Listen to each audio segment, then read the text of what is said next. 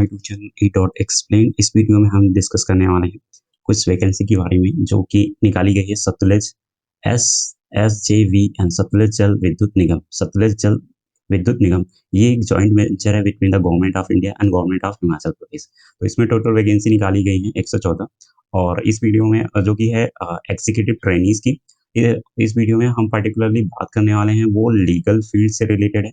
Legal field जिसमें आपका minimum qualification या तो आपने 3 डिग्री LLB किया हो या 5 डिग्री LLB किया हो। जो इसमें टोटल सीट्स निकाली हैं वो टोटल 7 सीट हैं। 114 में 7 सीटें निकाली गई हैं, जिसमें 3 जो हैं वो अनरिजर्व्ड, 2 OBC के लिए हैं, 1 SC के लिए है और ST के लिए कोई सीट नहीं है और 1 सीट है EWS के लिए। तो टोटल 7 सीटें निकाली गई हैं लॉ के लिए। इसमें जो आपसे क्वालिफिकेशंस मांगी गई हैं उसमें आपने full degree regular courses candidate ही अप्लाई कर सकते हैं एक्सेप्ट इन इन इन क्वालिफिकेशंस को छोड़ के। यहाँ पे वो कैंडिडेट पर्टिकुलरली अप्लाई कर सकते हैं जिन्होंने 50% या 55% स्कोर किया। 50% वो लोग जो लोग SC ST PWD कैटेगरी से बिलोंग करते हैं। तो अगर आप SC ST PW कैटेगरी से बिलोंग करते हैं और आपने 50% स्कोर किया है तो आप इसमें इस एप्लीकेशन में फॉर्म फिल कर सकते हैं। बट अगर आप जनरल से हैं या OBC से हैं तो उस केस में आपको 55% आपने ऑब्टेन किया हो। एक चीज़ इसमें इस एडवर्टाइजमेंट में क्लियर कर दिया गया है कि अगर आपके रिजल्ट्स में जहाँ पे परसेंटेज नहीं है बट जो रिजल्ट का जो मेथड है वो CGPA OGPA या CPI या लेटर ग्रेड को फॉलो किया जाता है, तो उस केस में आपको इक्विवेलेंट परसेंटेज आपको कैलकुलेट करके डालना पड़ेगा जो कि आपकी यूनिवर्सिटी या इंस्टीट्यूट ने अडॉप्ट कर रखा है। और जब आप इस चीज़ को करेंगे तो आपको एक डॉक्यूमेंट्री प्रूफ भी सबमिट करना पड़ेगा जब आपका इंटरव्यू या ग्रुप डिस्कशन के टाइम में। कन्वर्जन फार्मूला जिसे कहा जाता है वो यूनिवर्सिटी खुद इशू करती है। एक चीज़ जो सबसे इम्पोर्टेंट है, इस पोस्ट के लिए वो कैंडिडेट्स भी अप्लाई कर सकते हैं जो कि अभी अपेयरिंग में है या फाइनल ईयर में है, वो कैंडिडेट भी अप्लाई कर सकते हैं। इसमें अगर बात करें तो जो पर्सन विद डिसेबिलिटीज से भी हैं या आइडेंटिफाइड डिसेबिलिटीज से हैं वो पर्सन भी अप्लाई कर सकते हैं। तो अगर हम लॉ की स्पेशली बात करते हैं तो ये कैंडिडेट्स के लिए इनमें सीट रिजर्व कर दी गई हैं। अगर आप इस कैटेगरी से बिलोंग करते हैं तो आपके लिए कुछ सीटें इसमें रिजर्व कर दी गई हैं। एज रिलैक्सेशन की बात करें तो अगर आप SC ST हैं तो आपको 5 साल का रिलैक्सेशन मिलता है। OBC से हैं तो 3 साल का और PWD से बिलोंग करते हैं तो उस केस में जनरल है या फिर EWS है तो 10 साल का, OBC है PWD 13 साल का, SC ST PWD है तो 15 साल का आपको एज रिलैक्सेशन मिलता है। एक एज रिलैक्सेशन उन कैंडिडेट्स को भी मिलता है जो कि पर्टिकुलरली जम्मू एंड कश्मीर से हैं और उनको 5 साल का एज रिलैक्सेशन दिया गया है। अगर हम एग्ज़ाम की बात करें तो इसमें आपका CBT होगा, उसके बाद GD और उसके बाद पर्सनल इंटरव्यू। 3 स्टेजेस का ये एग्ज़ाम होगा।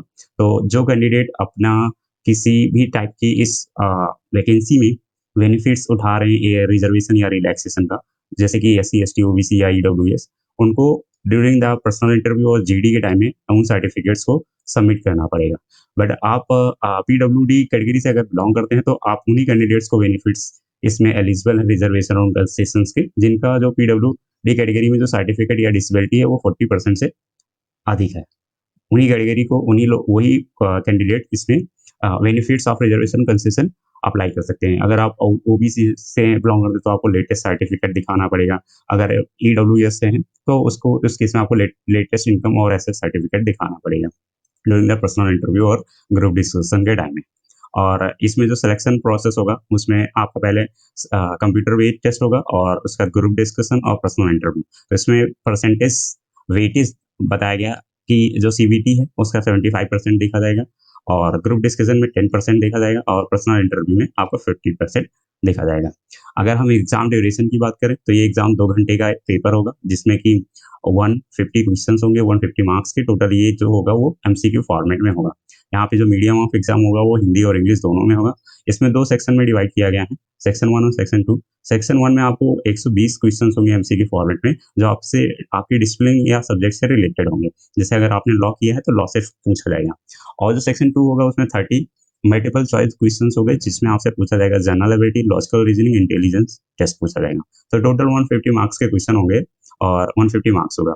एक चीज़ जो सबसे अच्छी बात है इस पोस्ट में कि इसमें आप अगर सही मार्क करते हैं तो उसके लिए आपको 1 मार्क्स मिलता है। बट अगर आप आप नहीं भी मार्क करते हैं तब उस केस में नंबर तो नहीं अलॉट किया जाएगा, बट अगर आप मार्क कर देते हैं और वो गलत भी है तो उसका नंबर नहीं डिडक्ट होगा। इसका ये मतलब हुआ कि इसमें कोई नेगेटिव मार्किंग नहीं देखी जाएगी। एक चीज़ यहाँ पे और पीडब्ल्यूडी कैंडिडेट्स हैं उनके लिए बेनिफिट्स प्रोवाइड किए गए हैं, रिलैक्सेशन कि अगर आप पीडब्ल्यूडी से हैं और 40% डिसेबिलिटी से ज़्यादा है तो उस केस में आपको हर 1 घंटे के लिए 20 मिनट एक्स्ट्रा मिलेगा। तो 2 घंटे का पेपर है तो उस केस में हर 1 घंटे के हिसाब से आपको 20 मिनट्स प्लस 20 मिनट्स मतलब टोटल 40 मिनट्स नॉर्मल कैंडिडेट से आपको एक्स्ट्रा मिलने वाला है। अगर आप लोकोमोटर डिसेबिलिटी से हैं तो उस केस में आपको अपना सब्सक्राइब लेकर जाना पड़ेगा। बस उसके रिगार्डिंग जो कॉम्पिटेंट अथॉरिटी ने एक सर्टिफिकेट इश्यू किया हो उसे दिखाना पड़ेगा। यहाँ पे जो मिनिमम क्वालिफाइंग मार्क्स बताया गया है सीबीटी में कंप्यूटर बेस्ड टेस्ट में वो 50% होना चाहिए। अगर आप ईडब्ल्यूएस या फिर अनरिजर्व कैटेगरी से आते हैं तो मतलब 50% मतलब 75% आपका आना ही आना चाहिए 150 मार्क्स में। बट अगर S C S T PWD OBC से है non creamy layer OBC non creamy layer तो उसमें इसमें 40% आपको स्कोर करना है। तो इसका मतलब हुआ कि आप फर्दर स्टेजेस के लिए एलिजिबल हो जाते हैं। और यहाँ पे जो सीबीटी में आप मार्क्स स्कोर करेंगे वो आपके ऑर्डर ऑफ मेरिट डिसाइड करेगा और जो कि इंपॉर्टेंट हो जाते हैं फर्दर प्रोसेस इंटरव्यू और ग्रुप डिस्कशन के लिए। एक चीज़ यहाँ पे जो सबसे इंपॉर्टेंट है वो टेस्ट सेंटर की। यहाँ पे जो टेस्ट सेंटर सीबीटी के लिए बनाए गए हैं ये कुछ कुछ कुछ ही गिने चुने प्लेसेस में आपको टेस्ट सेंटर दिए गए हैं। पहला तो न्यू दिल्ली इंक्लूडिंग एनसीआर है, चंडीगढ़ है, ईटानगर अरुणाचल प्रदेश में है, एक देहरादून में है और हिमाचल प्रदेश में। तो हिमाचल प्रदेश में इन कुछ सिटीज़ में है, डिपेंड करता है सिचुएशंस के हिसाब से कहाँ-कहाँ दिया जाएगा। तो इसलिए कहा गया है कि जो कैंडिडेट्स अप्लाई करेंगे उनको 2 प्रेफ़रेंस एटलीस्ट 2 प्रेफ़रेंस तो देनी ही देनी होगी कि आप कहाँ-कहाँ आप टेस्ट देना चाहते हैं। और और जो आपका सब टोटल बनेगा जैसे सीबीटी और ग्रुप डिस्कशन और पर्सनल इंटरव्यू के बाद, तो अगर आप ईडब्ल्यूएस और अनरिजर्व कैटेगरी से तो उस केस में आप अगर 50% से कम या फिर आप इन एससी, एसटी, पीडब्ल्यूडी, ओबीसी से बिलॉन्ग करते हैं नॉन क्रीमिलियर 40% से कम लाते हैं तो उस केस में आपको इनएलिजिबल मान लिया जाएगा, आपको नहीं सेलेक्ट किया जाएगा। और सेलेक्ट हो जाने के बाद आपका physical fitness medical fitness test भी करा जाएगा। जब आप इस पोस्ट के लिए इनिशियली आपको 1 साल के लिए ऑन जॉब और क्लासरूम ट्रेनिंग दी जाएगी और उसके बाद फिर आपको कमीशन कर दिया जाएगा उस पर्टिकुलर पोस्ट के लिए।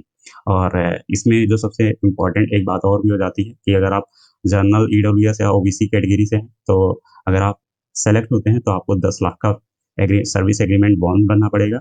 अगर आप एससी, एसटी, पीडब्ल्यू से हैं तो 7.5 लाख रुपए का एटलीस्ट 3 साल के लिए कि आप साढ़े 3 साल तक इनकी कंपनी को सर्व करेंगे, आपको ये सर्विस एग्रीमेंट बॉन्ड देना पड़ेगा।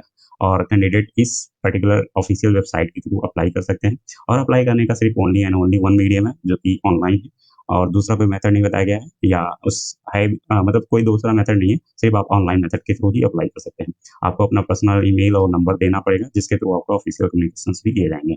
और यहाँ पे अगर हम बात करें एप्लीकेशन फीस तो कितनी आने वाली है, तो इसमें अगर आप S C S T E W S या फिर पी डब्ल्यू डी या एक्समेन सर्विसमैन कैंडिडेट है तो उस केस में आपको एप्लीकेशन फॉर्म नील है, मतलब आपको कोई भी पेमेंट करने की ज़रूरत नहीं है। बाकी अदर जो कैंडिडेट्स हैं, उनको ₹600 प्लस 18% जीएसटी देना पड़ेगा।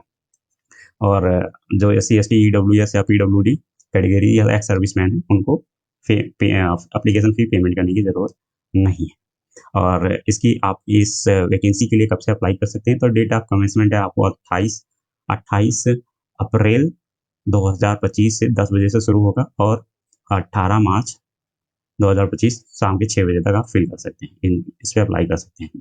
और यहाँ पे जितने भी ये पोस्टें निकाली गई हैं उन्हीं कैंडिडेट्स के लिए हैं जो इंडियन है प्लस 18 साल, 18 साल से ऊपर चल रहे हैं।